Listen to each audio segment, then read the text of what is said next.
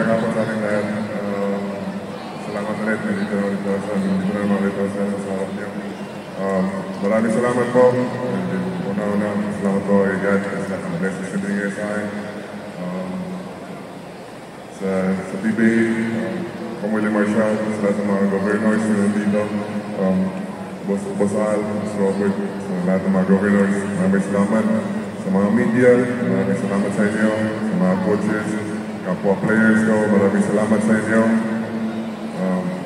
Sino mag-aangala na isang bata na hindi man lang mahilig ng basketball pero dito na mananalo ng 9 MVPs. Kahit ako mismo, di ko ini-expect na aabot ako sa ito. Dati sobrang hate ko yung height ko kasi ako yung pinakamatangkad. Lagi akong binubuli pero na-realize ko yun pala yung ultimate gift na binigay si God sa akin. Yun pala yung magbabago ng buhay ko, buhay ng family ko, buhay ng mga tao na nasa paligid ko. Di talaga natin maano yung buhay, ma-predict yung buhay. Ang alam mo lang, basta magsikap tayo, wala tayong inaapakan ng ibang tao, wala tayong inagrabyado ng ibang tao, magtrabaho tayo ng maayos, si God na bahala sa atin. So, ayun, maraming salamat sa mga bata na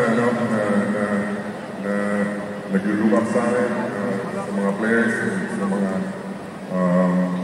mga bata na naglulukap sa mga PBA players. Magsikap na tayo sa buhay, mag-practice tayo na mabuti, and then makinig tayo sa mga nakakanda sa atin, respeto natin yung mga nakakanda sa atin. Ayun, may mararating tayo sa buhay, and then maraming salamat talaga sa inyo. Sa mga teammates ko, swerte lang din ako na nasa San Miguel talaga ako, rin ako na binigay ni God yung mga tao na kailangan ko, yung taong mga tulong sa akin, kay Boss RSA, maraming salamat, sa San Miguel Management, maraming salamat sa mga teammates ko, sa mga coaches ko. Sila yung dahilan kaya nakakuha ko ng awards na to. So credit din sa kanila, hindi lang para sa akin to, para sa mga teammates ko, para sa PBA. So, ayan, maraming salamat.